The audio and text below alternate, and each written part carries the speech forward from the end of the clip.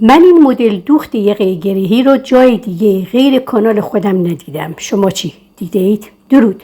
به کانال آموزشی ثریا نادری خوش اومدین. این هم الگو و دوخت یقه گرهی مناسب مجالس مختلف. اگه از آموزش خوشتون اومد اونو لایک و نظرتون رو کامنت کنید. کانال را سابسکرایب کنید تا آموزش‌های دقیق و کاربردی بیشتری دریافت کنید. اگه خواستین به محض گذاشتن آموزش‌های جدید پیغام دریافت کنین، زنگوله را هم انتخاب کنید. برای دوخت این مدل گرهی 1 متر و 30 سانت پارچه عرض 150 با کشسانی متوسط لازم داریم. کادر بالاتنه قسمت جلو رو آماده می‌کنیم. در خط وسط جلو کمی بیشتر از پهنای الگو براش اضافه دوخت میذاریم. از خط پهلو 7 تا 8 سانتی متر زیر حلقه آستین رو علامت میزنیم و به خط وسط جلو روی خط سینه وصل میکنیم و از خط سینه به پایین روی الگوی بالاتنه قسمت جلو یک کپی برمیداریم.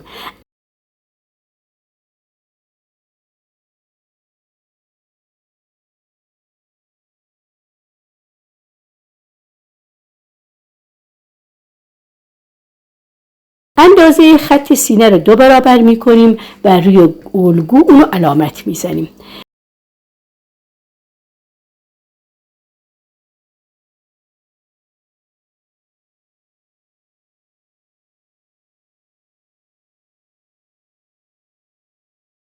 حلقه گردن جلو رو 2 تا 3 سانتی متر گشادتر میکنیم و وصل میکنیم روی خط سینه در خط وسط جلو.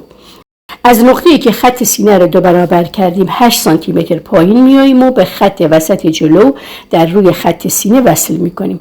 این خط از سرشانه تا خط پهلوی طرف مقابل رو مرتب میکنیم که حالت هلالی مرتبی داشته باشه. از خط پهلوی طرف مقابل هم 10 سانتی متر پایین میایم، علامت میزنیم. روی خط وسط جلو هم همین اندازه رو تکرار میکنیم و با یک خط اونا رو به هم وصل میکنیم. ادامه میدیم تا همون 7 تا 8 سانتی متری که پایین تر از حلقه آستین روی خط پهلو علامت زدیم. الگوی به دست اومده رو قیچی میکنیم تا روی پارچه قرار بدیم.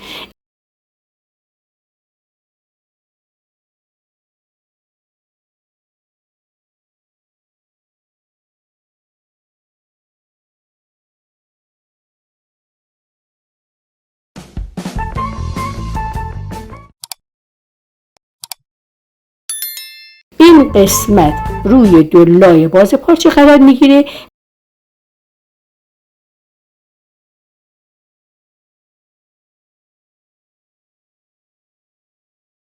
برای قسمت زیری جلو که رولت کردیم روی دلای بسته پارچه در خط وسط جلو قرار میگیره. پشت هم که روی دلای بسته پارچه قرار میگیره.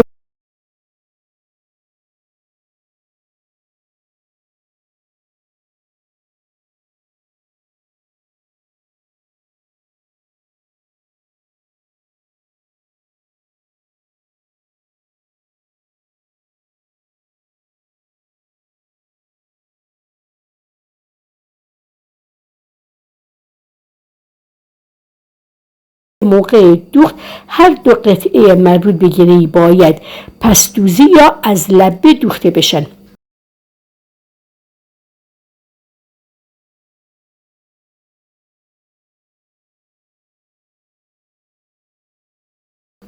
حالا خط وسط جلو همان قسمتی که برای گرهی آماده کردیم رو دلا کرده و از لبه پایین اونها را میدوزیم تا 2 سانتی متر مانده به انتهای دلای بسته.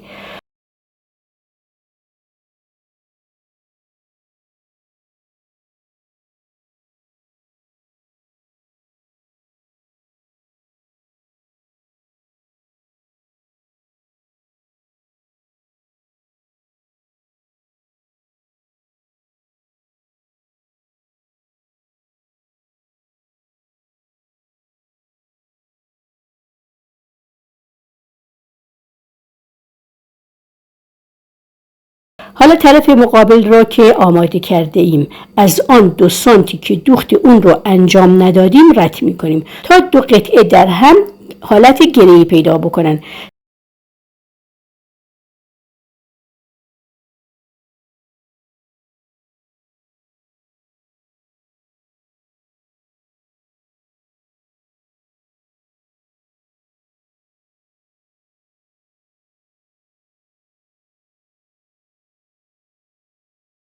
دو لبه پایینی قطعه دوم را هم روی هم منطبق میکنیم. اینم دوخت میزنیم تا 2 سانتی متر مانده به انتهای خط دوخت، یعنی روی دو لای بسته.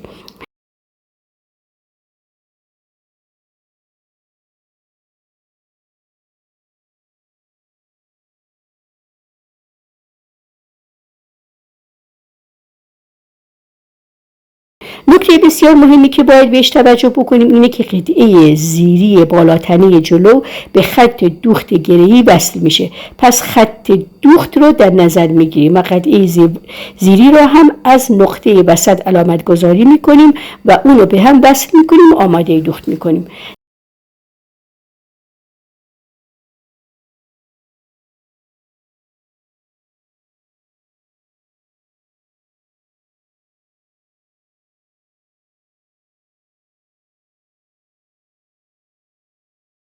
دقت کنید که قسمتی که روی گره‌ای برگشت خورد آزاده و در خط پهلو باید به پهلوی بالاتنه جلو دوخته بشه.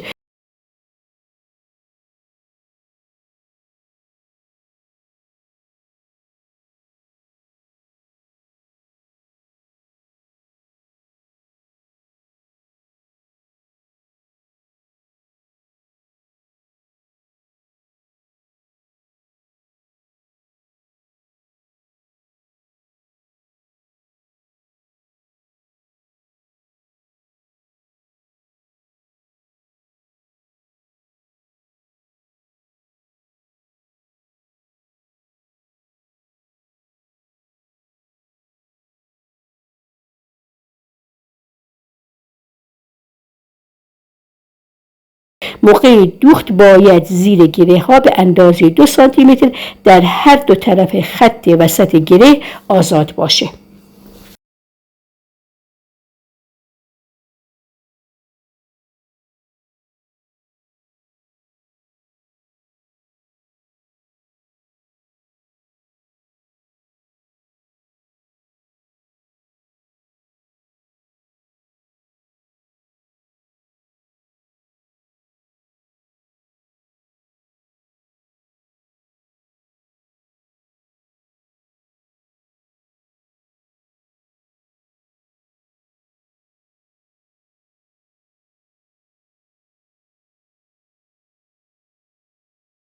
کار دقیق بعدی که باید انجام بدیم دوخت خط پهلوی قسمتی است که روی گره جلو آویزانه. این قسمت در خط پهلو 2 عدد چین رو به پایین میخوره.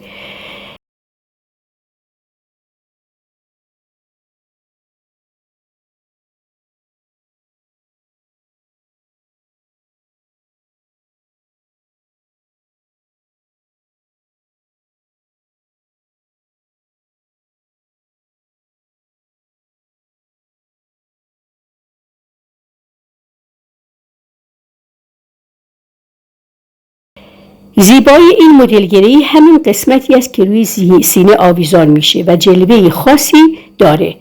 میشه دور تا دور این لبه رو با نوار تزئینی یا سنگ‌های تزئینی یا منجق و غیره تزئین کرد.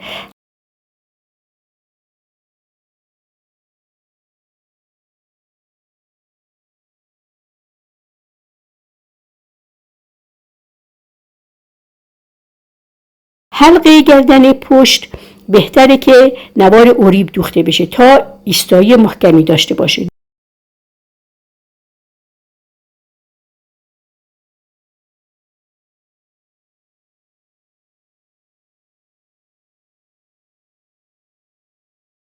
دوخت سرشانه ها را هم انجام میدیم.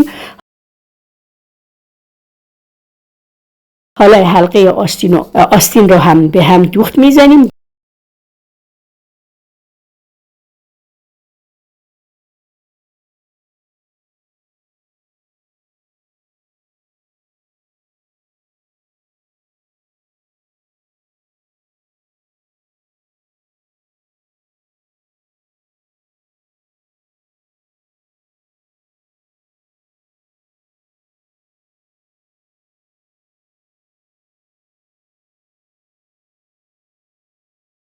در نهای دوخت پهلوها را هم انجام میدیم.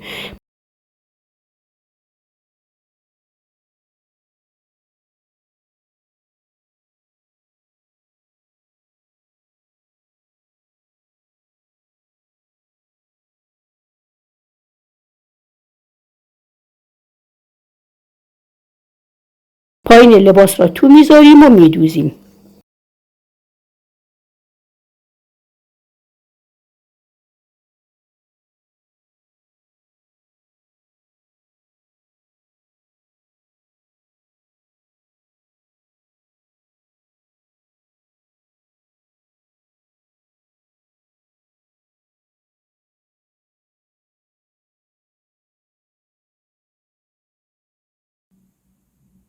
این هم کار نهایی با لبه منجق دوزی شده. امیدوارم که مورد استفادهتون قرار بگیره.